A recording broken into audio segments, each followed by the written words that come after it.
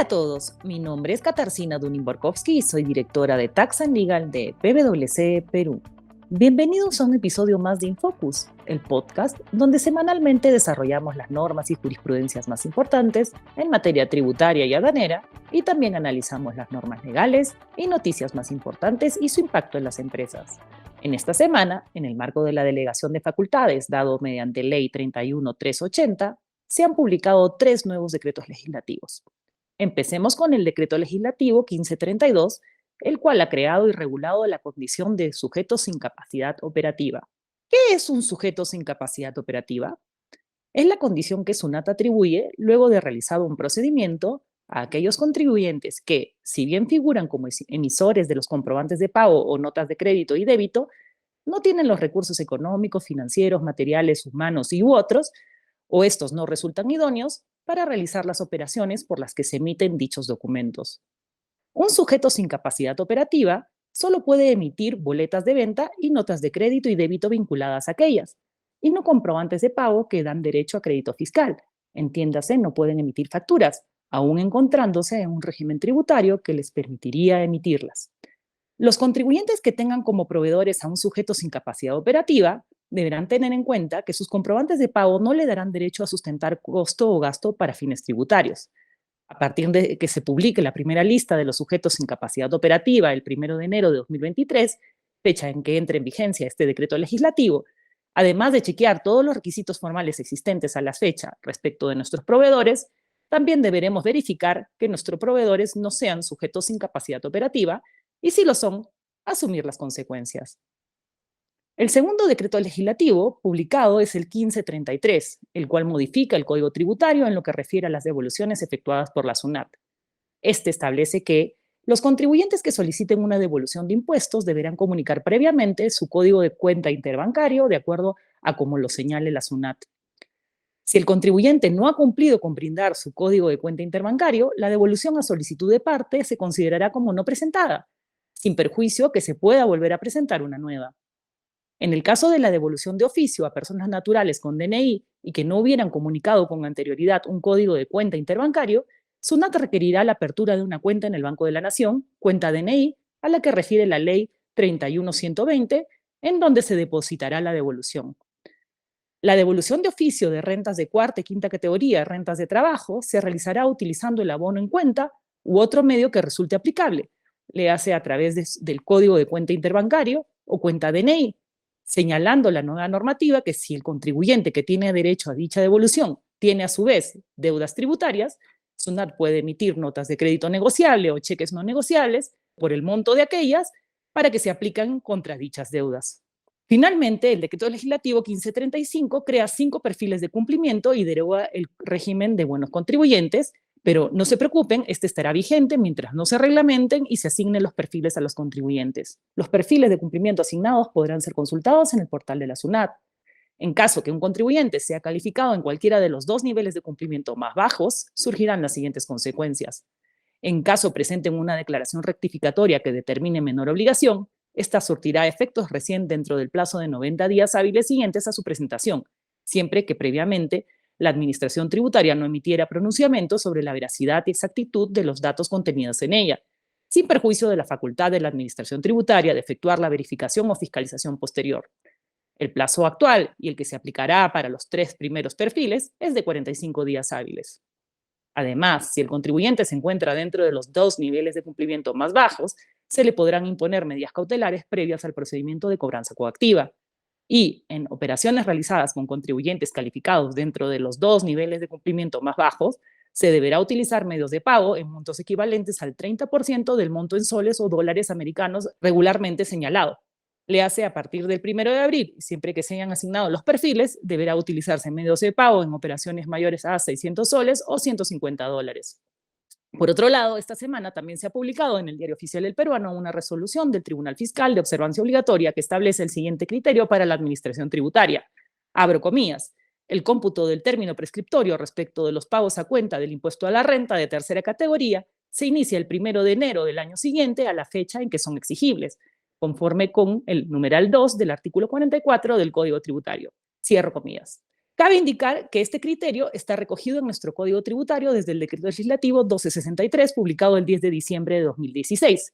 No obstante, SUNAT venía contabilizando el plazo prescriptorio para periodos anteriores a dicha fecha, desde el 1 de enero del año siguiente al que venciera la declaración jurada anual del impuesto a la renta de los citados pagos a cuenta, es decir, contaba un año más, por lo que con la publicación de este criterio se aclara que para periodos anteriores al 10 de diciembre de 2016 rige el mismo criterio. A continuación conversaremos con Roberto Polo sobre por qué es fundamental que hasta el 27 de marzo próximo el Poder Ejecutivo emita el decreto legislativo que regule el tratamiento tributario aplicable a la asociación en participación.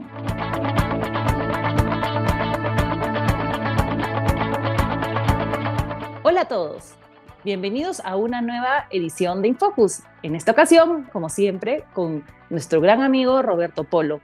Hola Roberto, ¿cómo estás? ¿Qué tal, Kitty? ¿Cómo estás tú? ¿Cómo están todos nuestros oyentes? Espero que muy bien.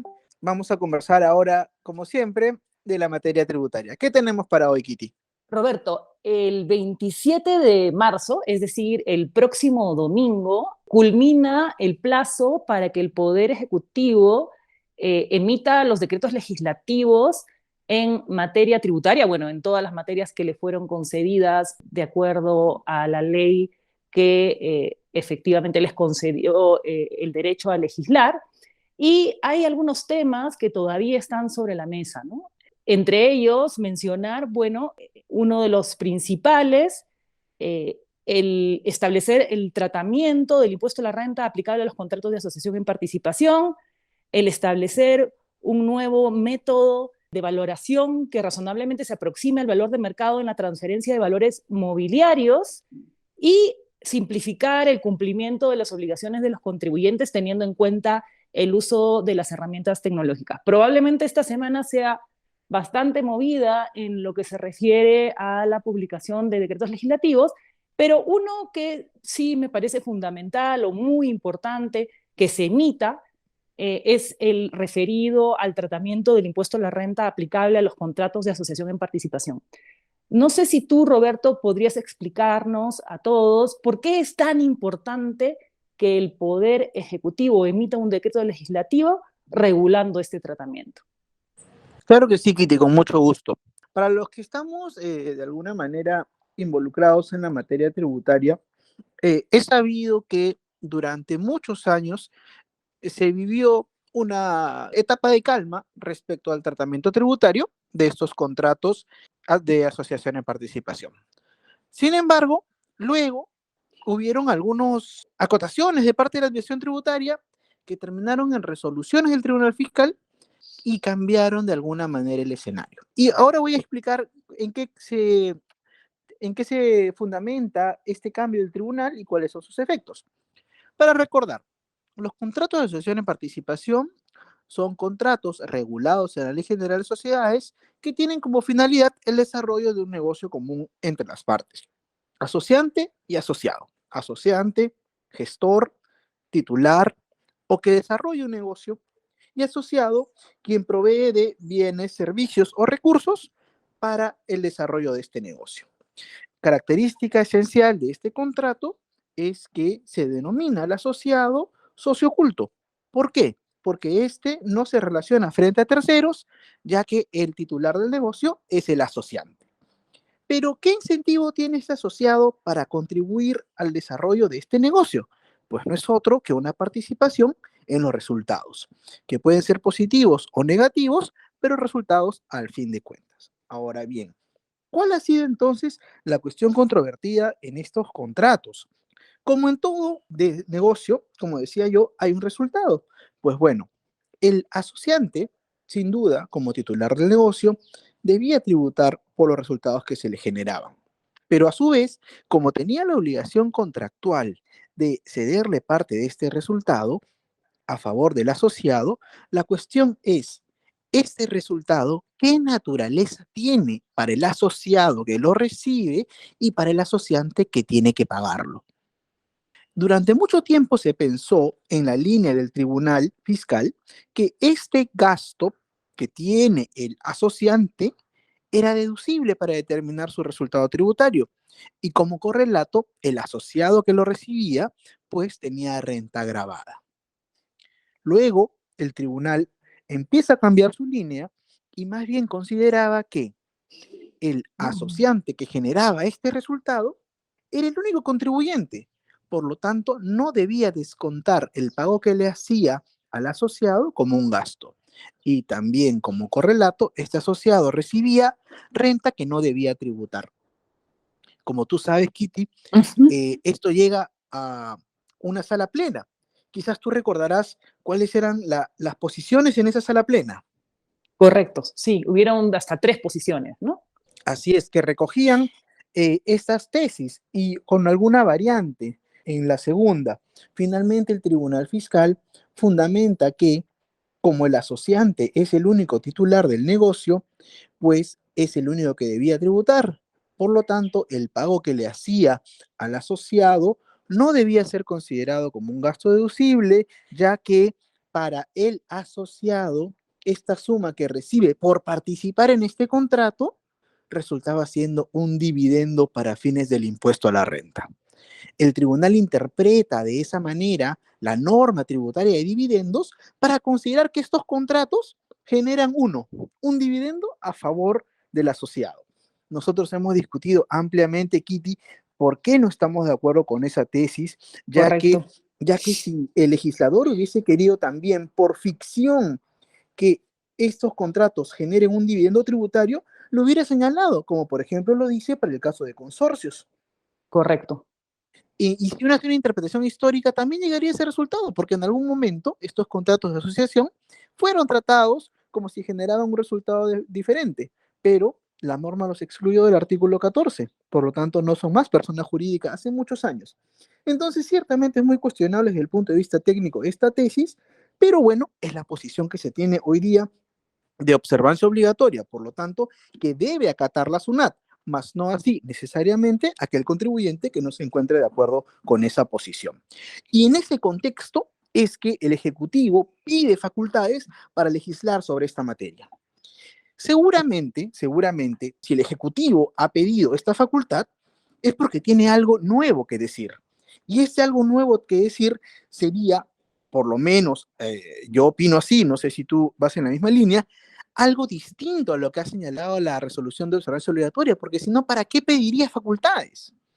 Claro, yo creería que efectivamente va a pronunciarse con una posición distinta a la que ha señalado el Tribunal Fiscal como de observancia obligatoria. Evidentemente es solamente una presunción que, como tú bien dices, solamente obliga a la administración, no obliga al Poder Judicial. El Poder Judicial tiene posiciones o tiene sentencias que parecerían ir en contra de la posición que se adopta en la jurisprudencia de observancia obligatoria. Es decir, jurisprudencia del Poder Judicial anterior a esta jurisprudencia de observancia obligatoria del Tribunal Fiscal.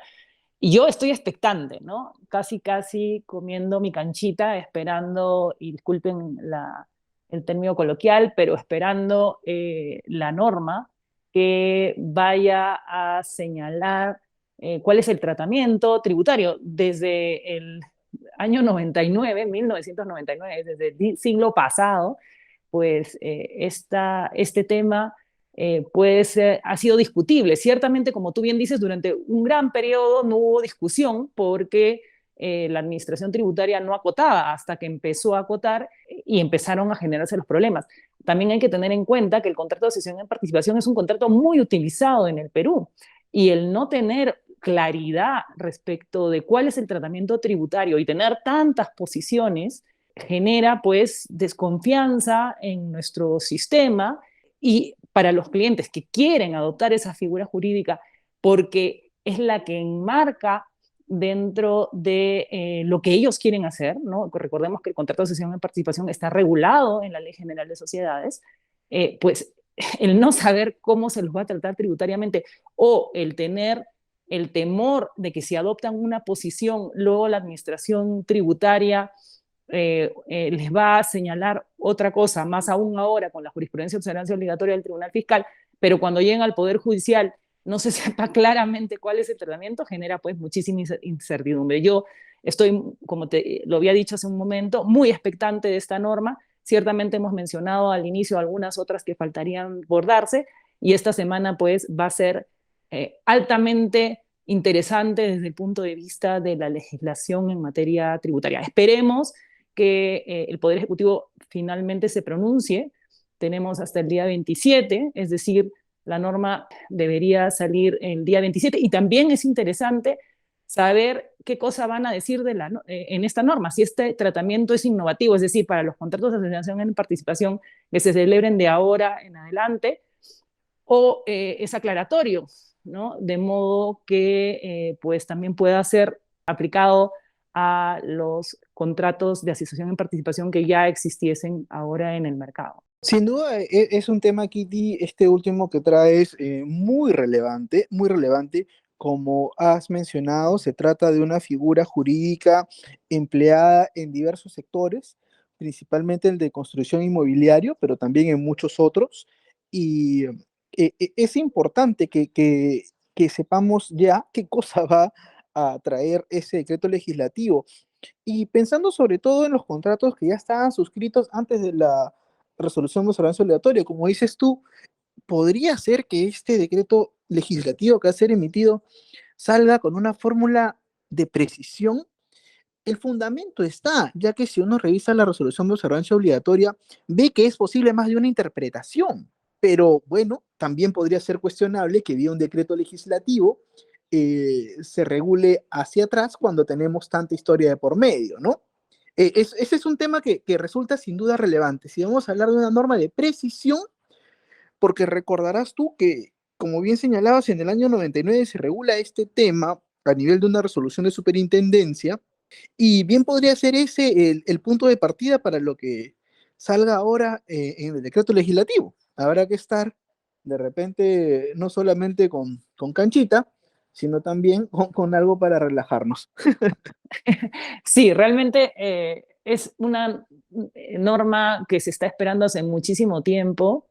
En algún momento te lo he comentado, Roberto, bueno, y yo, como sabes, de la misma manera que tú, somos profesores de distintas universidades, hemos participado como jurados en distintos grados para optar por el título de abogado y es un tema que es bien recurrente, ¿no? Que normalmente pues los que aspiran a ser abogados pues lo traen. ¿Por qué? Porque está lleno de temas controversiales o temas en los que se puede discutir, no solamente desde el punto de vista tributario, sino también desde el punto de vista societario. Así que esperemos que en nuestro siguiente podcast podamos conversar sobre qué cosa señaló el decreto legislativo publicado por el Poder Ejecutivo. Y nada, gracias Roberto por acompañarnos una vez más. Gracias a ti, Kitty, y a todos nuestros amigos. Nos vemos seguramente la próxima semana comentando qué fue al final como resultado de este decreto legislativo. Un abrazo para todos, feliz semana.